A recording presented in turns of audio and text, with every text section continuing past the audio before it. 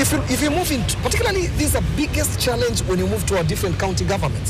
When a new governor comes into a position, he discards the previous projects which were done by his predecessor.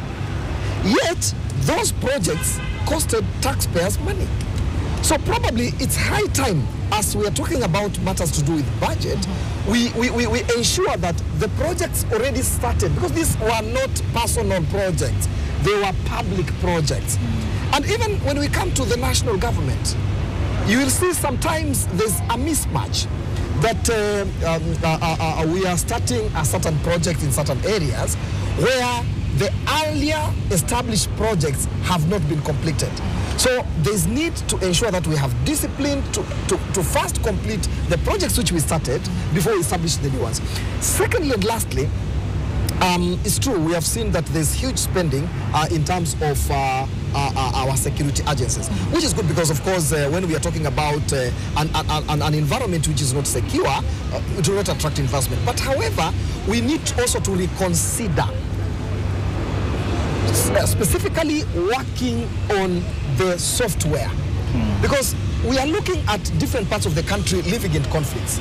Areas to do with North Rift, areas to do with Northeastern, where there's a lot of incidences of violent conflicts and so on and so forth. But I think the best approach is to ensure that we first pacify those communities which are living in hostility, to start appreciating that they can be able to coexist without resorting to violently attacking each other. That's number one.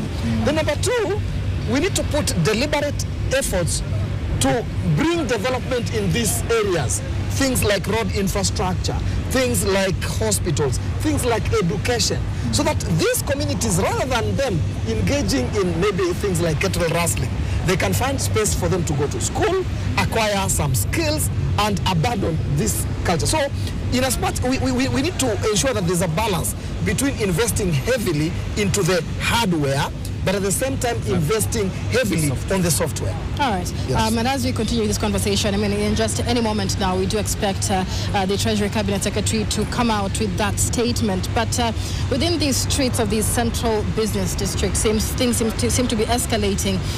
We have visuals of a vehicle that has been set on fire, a street that seems to be all up in flames as well, as police try to contain several protesters within the Nairobi Central Business District.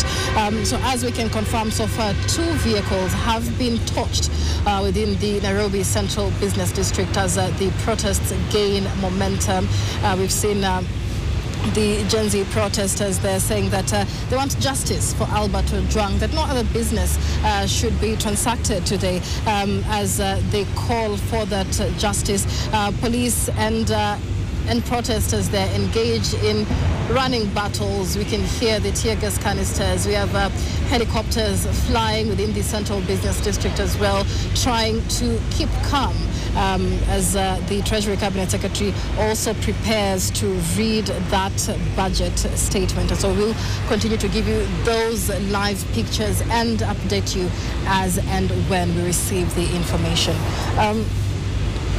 Steve, one of the issues that angered Gen Z protesters last year was the fact that they're on the streets, members of parliament were in parliament, debating the very same thing that Gen Z protesters said they wanted changed.